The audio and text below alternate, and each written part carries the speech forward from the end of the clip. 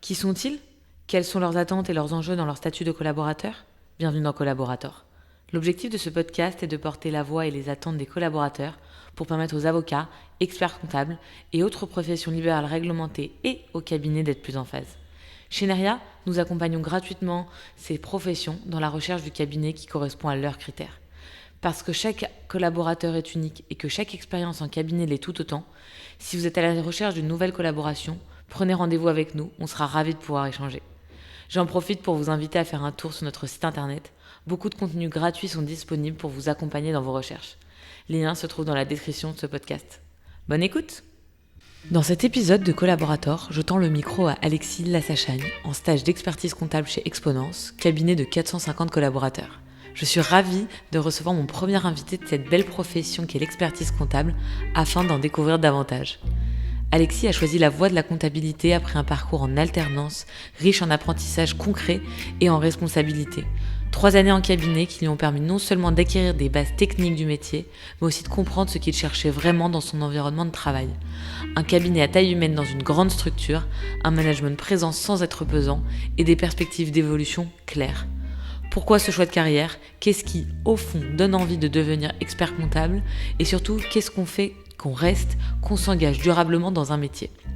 Dans cette conversation, Alexis revient sur les moments clés de son parcours, les critères qui ont compté pour choisir son cabinet, l'importance du management au quotidien ou encore la façon dont il concilie aujourd'hui progression professionnelle et préparation du DEC. On parle aussi de marque employeur, de spécialisation sectorielle, de la vie dans un cabinet de 500 personnes et de l'avenir du métier avec l'arrivée de l'intelligence artificielle. Un échange sans langue de bois pour mieux comprendre les réalités du terrain et donner des repères à celles et ceux qui envisagent eux aussi de s'inscrire dans cette voie exigeante et passionnante. Bonne écoute! Alexis, merci beaucoup d'avoir accepté cette invitation un peu particulière dans le podcast Collaborator. Exactement, j'ai cru comprendre que c'était la première fois que tu faisais collaborateur pour les experts comptables. Donc déjà, je te remercie pour l'invitation. Eh ben, écoute, avec plaisir, effectivement, première invitée dans la partie expertise comptable, simplement parce que là aujourd'hui, Neria, on s'est complètement ouvert aussi à cette profession, et pour s'ouvrir, pour la comprendre, pour qu'ils puissent apprendre des choses, rien de mieux que de vous avoir au micro. Alors avant de rentrer dans les détails du métier, des enjeux qui sont parfois, comme pour les avocats, très souvent différents, je pose un peu la même question que sur cette profession. Pourquoi est-ce que tu as voulu t'orienter initialement sur ce métier d'expert comptable ? Alors, c'est pas venu directement au moment du lycée où on fait les choix un peu de parcours post-bac. C'est vrai que j'ai toujours été guidé en tout cas par l'amour des chiffres, etc., sur tout ce qui était les matières chiffrées. Donc c'est pour ça que j'étais au lycée sur un bac scientifique. Et après, je me suis orienté sur... en fait, après le post-bac, je cherchais un métier en relation avec les chiffres. J'ai hésité entre les prépas commerce et j'ai entendu au moment de plusieurs salons comme les Studyrama et autres qu'il y avait le DCG qui était possible aussi, qui par contre était du coup dirigé sur les professions certes des chiffres mais vraiment sur l'expertise comptable. Ça m'a beaucoup plu sur les différents entretiens que j'ai eus. J'ai échangé avec des professionnels des différentes écoles et c'est comme ça que j'ai intégré le DCG à l'ENGDE. Et donc ensuite sur le DCG j'ai fait le parcours classique. Après les 3 ans j'ai été sur le DSCG et puis maintenant sur le parcours DEC. Ok, donc très, très clair. Donc pour recontextualiser, tu as 3 premières années, donc le DCG, dans lequel tu peux entrer dans un cabinet mais tu peux pas devenir expert comptable. Non. Après tu as donc le DSCG, c'est même, le même acronyme avec supérieur en plus pour les 2 années supplémentaires où on arrive à Bac plus 5. Le DCG, effectivement, il permet de poser les bases. Il est vachement complet au niveau de tout ce qui va être la partie juridique et la partie comptable, qui sont 2 facettes du métier, qui sont imbriquées les unes dans les autres. Après, là-dessus, on arrive sur le DSCG qui permet de perfectionner et d'avoir une dimension un peu plus globale, internationale, aussi avoir la casquette managériale. Effectivement, avec le DCG, on va rentrer plus sur un poste d'aide comptable qui peut évoluer en collaborateur comptable avec l'expérience. Sur le DSCG, on va arriver rapidement à collaborateur comptable qui va pouvoir se développer vers tous les postes comme chef de mission ou après avec pas mal d'années d'expérience, pourquoi pas directeur de mission. Le parcours DEC prépare effectivement à monter vers l'expertise comptable, expert comptable ou associé d'un cabinet. Ok. Et très vite, si je dis pas de bêtises, tu fais des stages et des alternances dans ce parcours-là? Ce parcours-là pousse à l'alternance, c'est vrai. En fait, ce qui se passe, c'est que sur les 2 premières années de DCG, on est obligé de comptabiliser, c'est pas forcément énorme, mais 8 semaines de stage pour rendre un mémoire en 3e année. Mais par contre, beaucoup d'écoles proposent l'alternance dès la 2e, voire même maintenant dès la 1re année de DCG. Dans mon cas, j'ai commencé l'alternance à partir de la 3e. J'ai fait mes 2 premières en initiale, donc formation classique. Et à partir de la 3e année de DCG, je suis rentré effectivement en alternance dans le même cadre où j'avais fait les 2 stages de 1re et 2e année. Ok, ça a bien fonctionné, on va y revenir. Et juste, quel est l'intérêt pour toi? Qu'est-ce que tu vois comme plus-value justement de faire cette alternance presque dès le départ d'une formation Alors, ce que je trouve vraiment super là-dessus, c'est le côté pratique qu'on a en parallèle de la théorie. C'est-à-dire que du coup, en DCG, c'est souvent du 2 jours, 3 jours. Donc on a 2 jours de théorie qui nous permettent de les mettre en pratique juste après. Et sur un métier chiffré, je trouve que c'est réellement pertinent de les mettre en pratique de façon régulière et de ne pas avoir 4 semaines de stage où souvent au niveau d'au-dessus, quand on te donne des missions, forcément on a un peu moins confiance on ne donne pas les mêmes missions à un stagiaire qui est là 1 mois qu'à un alternant qui va être là pendant 1 an, sur lequel on a le temps de le former, de lui faire des retours, de lui laisser petit à petit plus de missions. Donc là-dessus, je trouve que ça permet de se développer et de comprendre beaucoup plus les cours qu'on a en parallèle.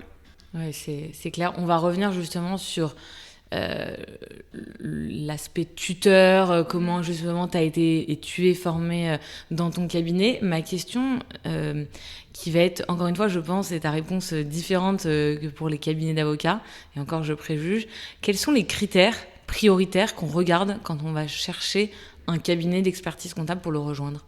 Alors, au tout début, quand on est sur une alternance, on cherche en général une sorte de notoriété. On va chercher un cabinet qui est reconnu. Souvent, on entend effectivement le Big Four. Après, maintenant, il y a quand même des noms aussi derrière qui tournent. Là, par exemple, je suis rentré chez Exponence, qui fait partie des 30 cabinets les plus influents de France, etc. C'est des noms qu'on cherche, où on sait que la formation, on sera accompagné, qu'il y aura des strates mises en place, il y aura des processus mis en place, on sera bien suivi, ça nous permettra d'avoir vraiment la pratique de la théorie. Des fois, sur le risque d'aller dans des plus petits cabinets, au tout début, ça peut faire peur sur le fait qu'on va être vachement dépendant de l'expert comptable sur lequel on tombe.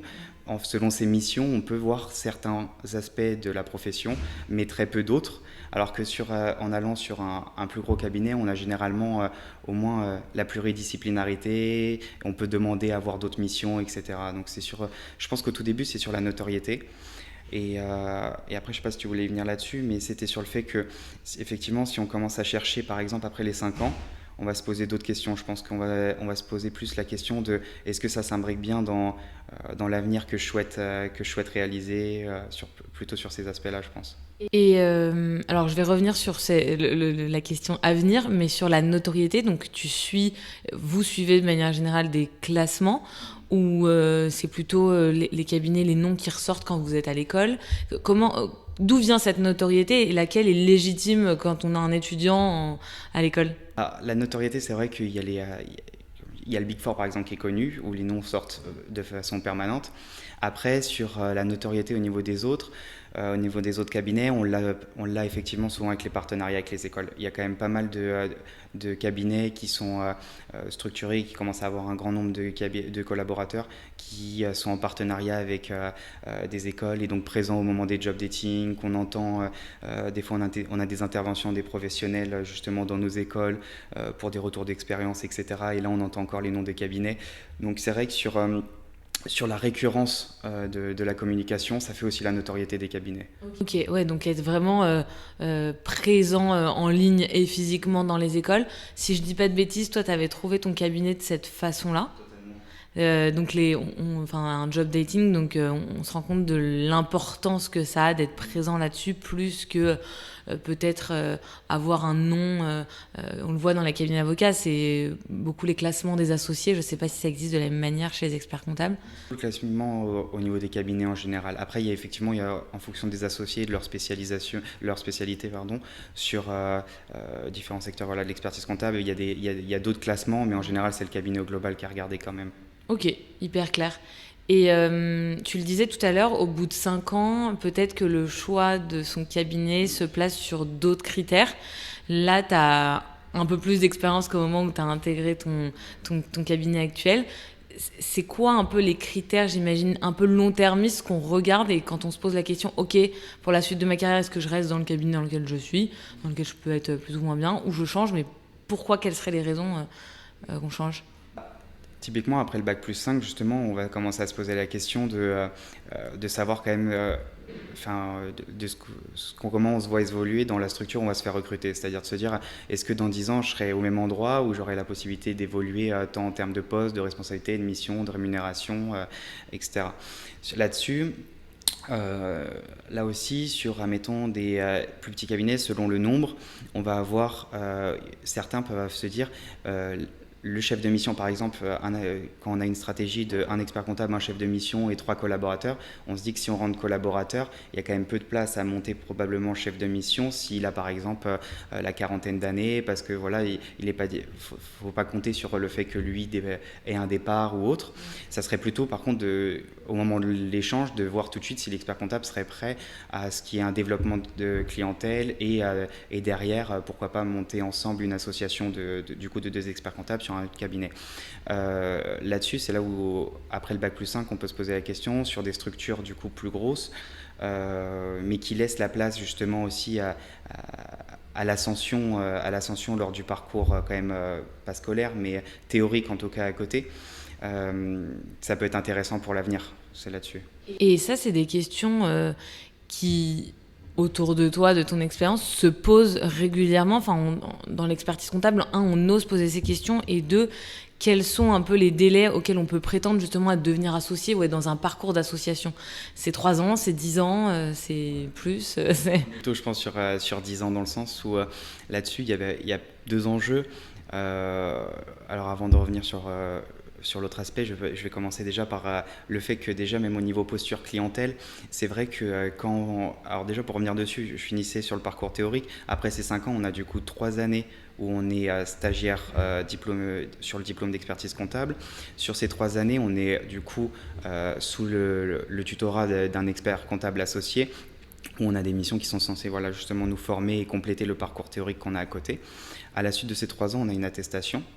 Lorsqu'on a rempli l'ensemble des obligations du parcours, on peut se présenter aux épreuves qui sont la déontologie, un examen spécifique à la profession et ensuite le mémoire pour présenter son mémoire qui est une sorte de petite thèse sur un sujet qu'on a eu vraiment de façon concrète dans le cabinet, qu'on a pu mettre en place. Là-dessus, je m'y perdais du coup, mais quand on a fini ce parcours et qu'on passe ces épreuves-là, effectivement, et que ça se passe bien, on sera diplômé. Suite à ce diplôme, effectivement, on compte du coup, par exemple, 9 années en sortie post-bac. On va se retrouver au niveau des 8 ans théoriques, mais avec le temps de passer les examens, etc. On va se retrouver à 9 années. On va arriver autour de 27 ans. Au niveau posture cabinet, au niveau posture client, il y en a qui, effectivement, s'installent tout de suite, un peu ex nihilo, de manière indépendante. Ce qui s'entend quand ils ont déjà réussi à faire un portefeuille de clients avant, etc. Mais sinon, sur 27 ans, des fois ça peut paraître jeune sur les autres associés qui sont en place justement dans une structure, et même en créant ex nihilo sur la confiance qui peut être accordée par les clients.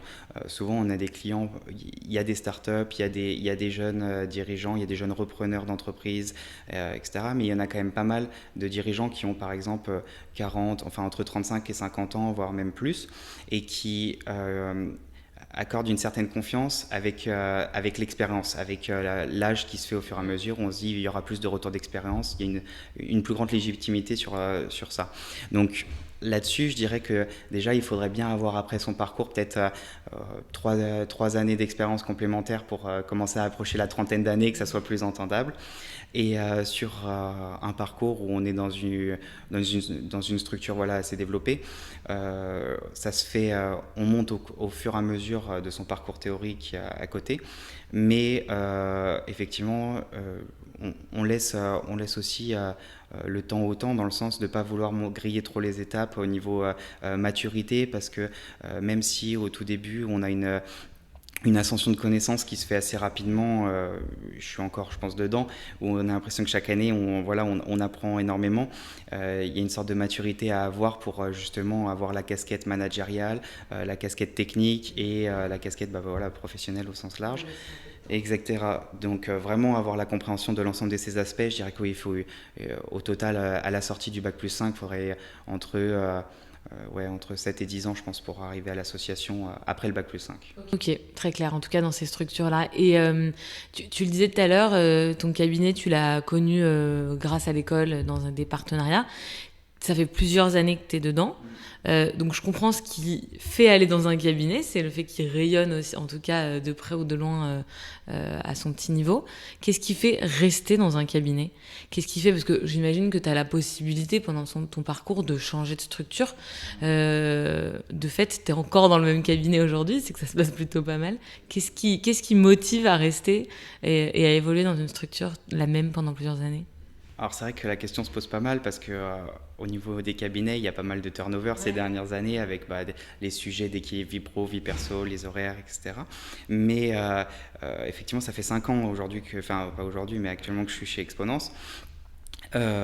J'y suis rentré, alors c'était pas exactement un job dating pour anecdote, c'était effectivement l'associé, celui qui est aujourd'hui associé, qui était avant directeur de mission, Charles Toublet, qui était venu présenter dans son ancienne école, qui était donc la même que la mienne, le NGDE, voilà, Exponence, ses missions, etc. Où à la fin de cette mini-conférence, j'étais allé échanger avec lui et c'est comme ça que j'avais obtenu mon premier stage qui s'est donc prolongé sur un second stage puis l'alternance. À la sortie d'alternance, effectivement, après le Bac plus 5, donc on réfléchit tous à se dire la question se pose, qu'est-ce qu'on me propose ailleurs, est-ce que je reste, justement, on revient sur la question d'avenir, qui me propose quoi pour mon avenir, l'évolution qui est possible. Donc là-dessus, où je pense que les structures font rester, en tout cas ce qui a marché pour moi, c'est vraiment l'accompagnement dans son parcours en faisant évoluer les missions chaque année. Évidemment, en faisant évoluer les missions, mais en étant accompagné, au-delà de donner des missions complémentaires et plus complexes, plus développées, il faut bien sûr être accompagné pour pouvoir les réaliser de manière convenable. Mais je pense vraiment que sur un profil où on a quelqu'un qui cherche derrière à réussir à, mettons, un parcours DEC, le fait de lui proposer des missions qui vont dans son parcours, qui lui feront apprendre, qui s'inscriront dans sa formation continue, sont vraiment source de motivation. Et évidemment, avec l'évolution de poste et de rémunération qui va avec, effectivement. Ouais, j'allais y venir, je pense que c'est aussi le nerf de la guerre. Est-ce qu'au début, quand on arrive alors pas stagiaire, mais peut-être alternance, la rémunération, vu qu'il y a de la pénurie, on l'a dit juste avant, est un sujet de discussion et de négociation, ou puisqu'on est dans un parcours d'alternance, c'est assez encadré et ils sortent pas forcément des grilles, alors même qu'il y a de la pénurie et qu'ils ont du mal à recruter. Pendant la période d'alternance, pour comment dire, que ce soit les autres alternants que j'avais dans mon parcours scolaire ou moi-même, généralement les cabinets restent quand même dans les grilles. Par contre, ce qui peut changer, c'est plus comment dire, sur les rémunérations annexes, que ce soit, mettons, les primes pour récompenser un certain effort, une certaine reconnaissance voilà, pour une compétence ou une mission particulière. Donc je dirais que ça serait plutôt sur les rémunérations annexes ou une différence à la sortie au moment du passage en CDI, mais sur l'alternance en elle-même, le fixe, je dirais qu'il resterait sur la grille d'alternance au niveau des cabinets. Okay. Et après l'alternance, par contre, il peut y avoir des vrais gaps qui s'opèrent. Et c'est ça aussi qui va jouer, j'imagine.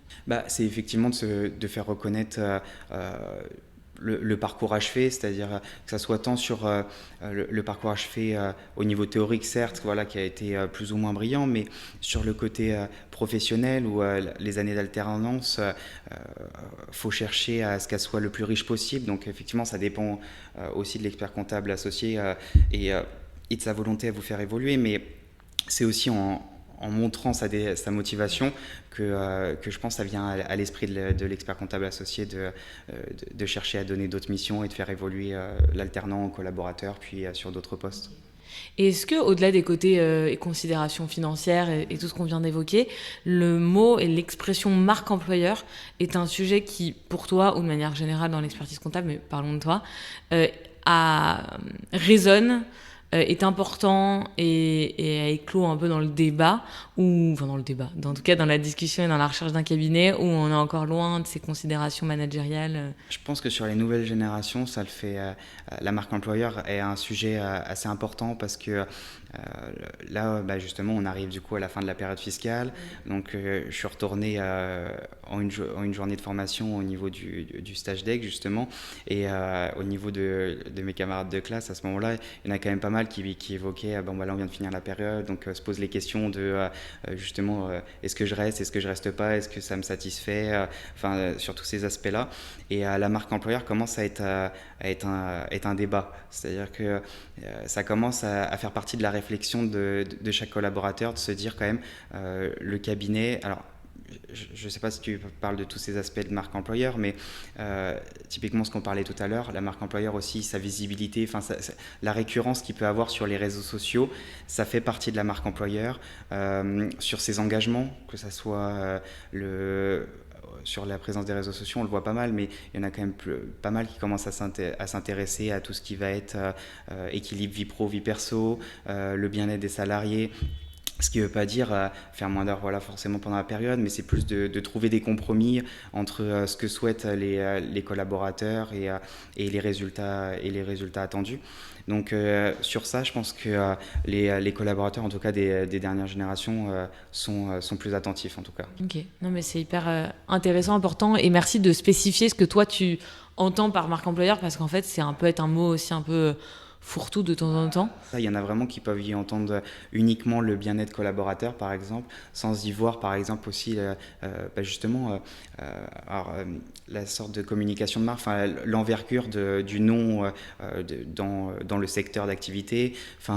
Tout ça, ça joue quand même dans un ensemble de la marque employeur. Ouais, c'est clair. Et puis ça, j'imagine quand tu travailles pour un collectif et qui rayonne et que vis-à-vis de l'extérieur, il est très bien vu, on est aussi plus enclin parfois à travailler plus ou à se donner et à se dire que voilà, l'objectif est commun. Et donc, Ça, c'est que ça fait plaisir de faire partie de l'expérience, de faire partie de l'aventure qui est en train de monter au fur et à mesure avec son cabinet. Chez Exponence, justement, tu m'avais dit que tu travaillais dans une branche, ou en tout cas avec un associé, où il y a une certaine spécialisation. En tout cas, vous travaillez sur des métiers ou des corps de métiers particuliers. Est-ce que et comment ça implique ta façon de travailler ?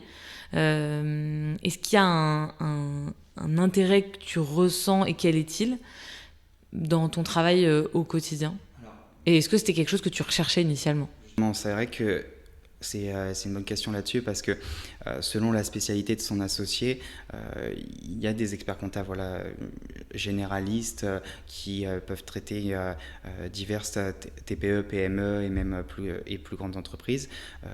Nous, entre autres, c'est le cas. On a un portefeuille qui est diversifié, mais effectivement, on a un secteur d'activité clé qui est sur l'hôtellerie-restauration au sens large, où on est sur la convention collective hôtellerie-restauration. On y est pas mal appliqué. Et on a cherché à développer des missions dedans, que ça soit justement, on y viendra peut-être aussi plus tard, mais pour proposer des missions complémentaires, ce qui va être l'analyse de données avec des reportings récurrents, avec des échanges récurrents avec justement le dirigeant sur ces différents ratios à tenir, etc. Donc pour répondre à ta question, l'importance pour moi de la spécialité entre autres dans mon cas de mon expert comptable associé, c'est de se projeter et de se dire est-ce que c'est des missions aujourd'hui qui m'intéressent et que je voudrais faire plus tard. Dès lors que ça rentre dans une pratique de la profession qui t'intéresse pour plus tard, je pense que ça te motive aussi à y rester, justement, sur le fait que tu te projettes en te disant que tout ce que tu apprends là, c'est ce que toi, tu pourrais reproduire demain avec effectivement différents enjeux actuels comme l'IA, etc., à intégrer dans ce qui se faisait au passé. Mais après, il y a d'autres, voilà, j'en connais d'autres qui sont par exemple spécialisés sur un expert comptable associé immobilier, par exemple, donc tout ce qui va être le real estate ou autre. Enfin, ça dépend de chacun. En tout. Mais est-ce que c'est possible aujourd'hui de ne pas être spécialisé ou en tout cas sectorisé? Parce qu'il y a peut-être une différence à émettre aussi entre la spécialisation et la sectorisation qui est plus large. Mais est-ce que c'est possible encore d'être expert comptable généraliste? Je pense que ça l'est. Là où c'est compliqué d'y répondre, nous, en étant chez Exponence, enfin, dans mon cas, en étant chez Exponence, c'est que du coup, au sein du cabinet, on a déjà la pluridisciplinarité qui est. Donc, ce qui fait que d'être spécialisé n'est pas bloquant, enfin, que chacun ait une sorte de petite spécialisation au sein d'un portefeuille diversifié, c'est pas réellement dérangeant parce que si on a d'autres cas, on peut aller voir d'autres associés du cabinet, justement, ou des équipes transverses justement pour avoir voilà, des conseils complémentaires ou une spécialisation complémentaire.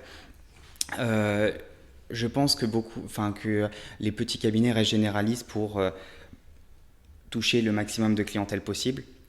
Mais c'est vrai que quand on va avoir la spécialisation des outils pour certains secteurs, ça commence à être difficile si on est indépendant, je pense, d'avoir les outils, de payer l'ensemble des outils pour répondre aux besoins de chaque profession. Donc, exactement, ça va être artisanal, ça va être source de temps, je pense, de beaucoup de temps, qui ne sera pas forcément toujours perçu de l'autre côté. Il y a aussi cette question, voilà, de la perception au niveau du client. Donc je pense que c'est possible de rester généraliste avec des dossiers diversifiés pour justement avoir des connaissances aussi des fois qui sont complémentaires dans différents secteurs, mais qu'il y a généralement une partie de chaque portefeuille d'experts comptables qui se spécialise. Ok, très clair. Et sauf si je dis des bêtises, en 2025, il y a eu quelque chose qui est passé sur la facturation électronique, justement liée à l'hôtellerie-restauration. Quel est l'impact que ça a pour ce secteur d'activité, mais surtout sur ta pratique quotidienne, sur votre pratique quotidienne de l'expertise comptable? Alors sur la facturation électronique en elle-même, ça on est sur septembre 2026-2027 et selon les différentes entreprises, ça commence à être un impact sur les questions clients. Ça, j'y reviens juste après. Sur la partie hôtellerie-restauration, ce qu'on a eu, c'est effectivement, depuis 2025, qu'on a une obligation que les clients qui avaient des caisses enregistreuses soient sur des caisses enregistreuses certifiées. Ça, là-dessus, effectivement, ça permet d'obliger certains clients qui étaient encore à la marge, qui ne voulaient pas se mettre sur des caisses enregistreuses, voilà, justement certifiées et informatisées, qui étaient plus encore de façon manuelle, à les obliger à passer dessus. Donc ça, effectivement. Mais sinon, du coup, pour l'autre aspect qui est la facturation électronique, ça va permettre, ça va avec les enjeux actuels, mais de dématérialiser d'autant plus pas mal de process et de se pencher sur toutes les questions, analyse de données, reporting, parce que à partir du moment où on a la facturation électronique qui va s'intégrer dans nos logiciels, qui va permettre d'accélérer nos processus de saisie ou autre, de saisie principalement, ça va forcément nous donner d'autres temps qu'il faut mettre à profit, comme justement les missions de reporting. Oui. Celle où j'imagine il y a une forte valeur ajoutée, vous pouvez faire de la facturation importante. Il y a une facturation complémentaire qui peut être établie dessus, mais même sur ce qu'on parlait tout à l'heure, mais sur le fait d'avoir une bonne marque employeur lorsqu'on émet plus de conseils clients, c'est-à-dire qu'on va prendre le temps complémentaire pour analyser les données de son client et lui prendre le temps d'avoir le petit appel qui va bien pour échanger avec le dirigeant en question. Je pense que c'est totalement bénéfique sur l'entreprise plutôt que justement de se dire qu'on gagne uniquement du temps sur la partie saisie, de ne pas la mettre à profit sur d'autres missions. Très clair. Justement, ça a fait le lien avec ma question suivante. Comment se passe dans ton cabinet et avec ton associé spécifiquement, parce que je comprends que vous êtes une équipe rapprochée, comment se passe le management? Qu'est-ce que toi, tu en demandes? Et j'imagine que ça a évolué au cours des années, ta définition du management. Et pour toi, justement, c'est quoi du bon management? Est-ce que tu as des exemples potentiellement de choses qui ont été mises en place et qui, sur toi, ont fonctionné? Évidemment, chacun fonctionne différemment. Exactement, c'est là où ce que je peux dire peut être à prendre avec des pincettes selon voilà, le type de profil. Là-dessus où je parlais sur un parcours par exemple d'EG qui va être demandeur pour justement apprendre le plus possible en cherchant voilà, à s'enrichir en termes de compétences et de connaissances. Ce qui m'a plu, c'est qu'au début de mon parcours, il y avait pas mal, il y a un accompagnement qui avait été mis en place avec justement, quand on est alternant, des fois c'est justement bien d'être accompagné par un collaborateur au-dessus qui des fois en fait, sera plus disponible que directement un chef de mission ou un expert comptable. Donc, ce qui m'a permis d'avoir réponse à mes questions de façon régulière. Donc, ça, c'était très enrichissant. Puis derrière, en fait, dès lors qu'on rentre en CDI, qu'on a la formation continue du parcours DEC, je trouve que le côté managérial qui est intéressant, c'est une sorte de liberté, mais à tempérer dans le sens où c'est agréable d'avoir cette liberté de proposer des missions complémentaires. En fait, je sais que j'avais entendu sur un des podcasts d'un avocat où ça se rapprochait là-dessus, le fait en fait que l'expert comptable associé, enfin que lui, son associé avocat, ne prenait pas toutes les missions intéressantes que pour lui, il les laissait justement, il en discutait avec les stratégies, avec les chefs de mission et le collaborateur avocat. J'ai apprécié ça aussi dans mon côté managérial, c'était que l'expert comptable nous laissait travailler sur les sujets plus techniques, plus complexes, apporter une solution et qu'on en discute tous ensemble. Donc avoir cette liberté et pas être cantonné à une certaine production, je trouve que c'est ce qui permet d'élargir ses connaissances et de voir d'autres aspects. Mais après, il faut aussi, du côté collaborateur, être prêt à se poser ces questions et à prendre des fois ce temps supplémentaire pour analyser certaines données, etc.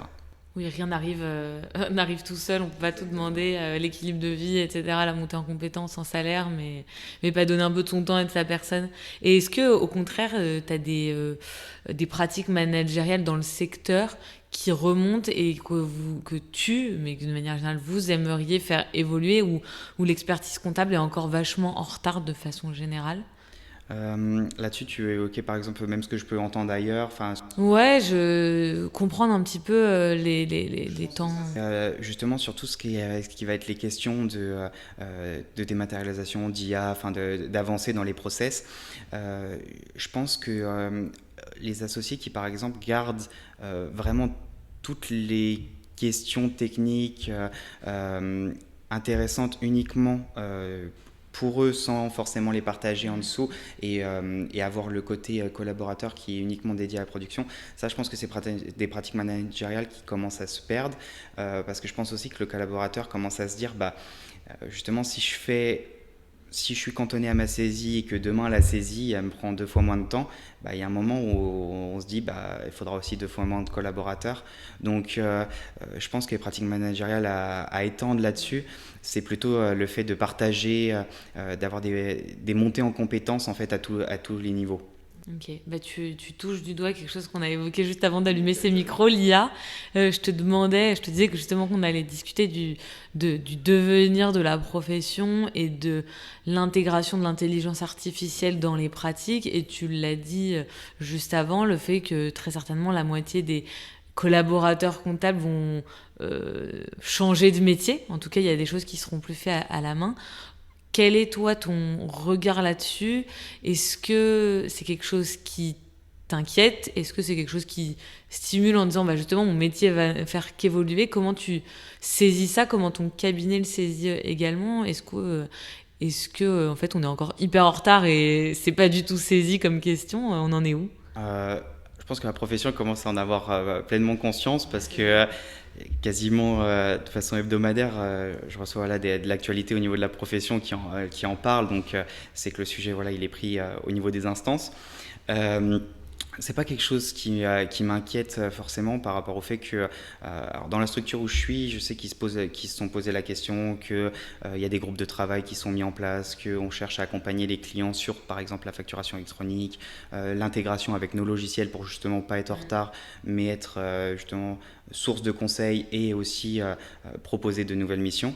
Après sur moi là-dessus, je pense que ça peut justement avoir un côté un peu excitant de se dire qu'on fait partie aussi des générations qui peuvent faire évoluer à nouveau la profession, avoir de nouveaux enjeux et être source de nouvelles missions. Ça, c'est vraiment très important. On nous le dit beaucoup, mais c'est vrai qu'il faut peut-être justement pas en avoir peur, mais plutôt attaquer le sujet en se formant là-dessus, en étant prêt à adopter les nouveaux outils à notre disposition, mais toujours pour voilà, mettre en place de nouveaux process, de nouveaux conseils, de nouvelles missions en fait. Pas se laisser, je dirais qu'il ne faut pas se laisser reposer sur ses acquis. On dit tout le temps que les professions libérales, elles ont une formation continue, une veille technique à avoir. Ça en fait partie. C'est pas un changement uniquement de réglementation. On est effectivement sur quelque chose qui rebat de manière plus importante les cartes, mais en se formant et en s'y intéressant, en attaquant le sujet, justement, c'est possible que les postes de collaborateurs changent et il y ait moins de la partie saisie, en fait, que ce soit de la partie révision, qui soit mis à profit après avec des missions de conseil complémentaires, etc. Ouais, c'est ce que j'allais dire. Est-ce qu'à la fin, il ne restera pas uniquement le métier d'expertise comptable comme on l'entend, à savoir du conseil, de la haute valeur ajoutée, quelque chose qui, en tout cas aujourd'hui, une IA peut pas seule transmettre? En fait, on voit effectivement la partie expertise comptable. Dedans, il y a énormément d'aspects, il y a énormément d'enjeux. Je veux dire, pour un expert comptable, être sur l'ensemble des aspects, justement, de faire évoluer son cabinet, sur le développement des clients, de la relation client en général, le développement managérial, il restera pas mal de sujets à traiter au niveau de l'expert comptable qui peuvent permettre justement du coup, au niveau hiérarchique en dessous, comme justement les chefs de mission et les collaborateurs, de superviser la saisie, qui sera du coup en partie faite par voilà, tout ce qui va être intelligence artificielle, mais de mettre à profit ce temps-là sur du conseil qui effectivement auparavant était concentré, on va dire, au niveau expert comptable, qui peut redescendre au niveau collaborateur et chef de mission, à condition que les formations soient aussi en adéquation avec ces nouvelles missions pour les postes de collaborateurs et chefs de mission. Donc là, on est vraiment dans la phase transitoire surtout. Exactement, il faut aussi que toute la partie théorique au niveau des écoles, au niveau justement des instances et du diplôme se mette à jour là-dessus pour que dès qu'on rentre collaborateur, on soit formé et performant au niveau des nouveaux outils qui sont mis en place pour justement être formé par contre par la pratique sur tout ce qui va être le conseil et les autres missions. Ok, très clair. Quel est le conseil que tu donnerais à quelqu'un qui démarre là et qui cherche justement son premier cabinet, peut-être aller au job dating? Bah, il peut regarder, c'est vrai qu'avec le côté LinkedIn ou Welcome to the Jungle, enfin l'ensemble de présence pour le recrutement au niveau de Internet, il a de quoi chercher. Sur le cabinet qui représentera le mieux ses valeurs et ce qu'il attend. Après, c'est dans tous les cas en échangeant, même s'il y a la partie recherche internet, après sur des job dating, sur des rencontres, de postuler à plusieurs endroits. Je pense qu'il y a aussi une sorte de feeling à avoir sur le moment au moment du recrutement. C'est sur l'échange où si on se sent à l'aise avec justement le niveau hiérarchique supérieur, d'échanger sur des sujets plus perso, sur son évolution, etc. Je pense que voilà, ça serait là-dessus mon conseil, c'est de faire une première recherche qui permet de filtrer dans un premier temps déjà à distance les cabinets qui ne reflètent pas ce qu'ils attendent sur la marque employeur qu'on évoquait tout à l'heure. Et après, par contre, c'est de pas hésiter à postuler à plusieurs endroits et d'aller faire des rencontres, même à demander des fois sur LinkedIn à des collaborateurs en place ce qu'ils ressentent sur le moment de leur cabinet, etc. Mais je pense de ne pas hésiter après à aller échanger au moment des entretiens avec les associés parce que c'est comme on disait tout à l'heure aussi, c'est que c'est un sujet, le turnover actuellement. Je pense que sur le côté expert comptable, quand on est associé d'un cabinet, c'est aussi préférable d'échanger immédiatement avec les collaborateurs, de savoir en fait ce qu'ils souhaitent dans quelques années pour se projeter aussi avec lui, parce qu'au final c'est compliqué de... D'ailleurs je disais que c'était agréable qu'on donne des missions intéressantes, de la liberté, mais c'est aussi compliqué d'en donner si on n'est pas... si on a plus ou moins peur que l'année prochaine le collaborateur soit pas là. Donc ça va dans les deux sens. Donc je pense qu'il faut pas hésiter à évoquer ses ambitions au moment des entretiens, justement de recrutement ou après même des entretiens annuels. Très clair. Dernière question. C'est quoi, dans quelques années, j'aime pas mettre une temporalité, mais le cabinet idéal pour toi, dans lequel tu te projettes indépendant ou dans la grosse structure comme aujourd'hui, autre chose? Mon cabinet, c'est vrai que c'est une question que je me pose régulièrement avec le côté parcours deck, où je me dis justement, il y a un moment où justement ça se finalise ce parcours, faut bien faut bien le valoriser et en faire ce qui me motive chaque jour pour me lever. Et c'est vrai que la réponse la plus régulière, ça serait d'intégrer justement l'association dans une structure développée comme par exemple Exponence, par rapport au fait que sur la pluridisciplinarité, ça m'intéresse beaucoup, sur le fait que quand on arrive face à un client, on peut être force de proposition de missions complémentaires, ce qui peut être gage de confiance du côté du client, mais aussi une perception vraiment de service qualitatif en fait, donc sur tout ce qui va être la démarche qualité proposée à ses clients, c'est quelque chose qui m'intéresse. Sur le fait aussi d'avoir un cabinet structuré et développé, il y a aussi toutes les équipes transverses. On en parlait tout à l'heure justement avec l'IA, mais c'est super important d'avoir une équipe IT dotée en fait de personnes compétentes dans son équipe IT qui peuvent s'intéresser aux nouveaux sujets en place, et d'avoir aussi au sein d'une équipe développée, en général, du coup, on est un certain nombre d'associés. Il y a toujours une partie d'associés qui se regroupent pour prendre du recul sur l'avancée du cabinet, la vision globale, l'avancée de la structure dans le secteur de l'expertise comptable. Donc je pense que ce qui m'intéresserait le plus avec mon profil, ça serait l'association dans une structure développée. D'avoir le confort de cette structure, le fait de pouvoir être force de proposition et en même temps indépendant c'est ça. Et en même temps indépendant dans sa pratique quotidienne. Très clair. Eh bien écoute, on te souhaite plein de réussite. J'hésiterai pas à te tenir au courant et puis je profite de clore en te remerciant pour l'invitation et c'était un agréable moment le podcast. C'est la fin de l'épisode du jour. J'espère qu'il vous a plu. Vous pouvez découvrir nos contenus, podcasts et articles directement sur le site www.nerga-recrutement.fr. Et si certains sujets vous intéressent particulièrement ou que vous souhaitez entendre certains avocats en priorité, n'hésitez pas à nous le dire en commentaire. À très vite.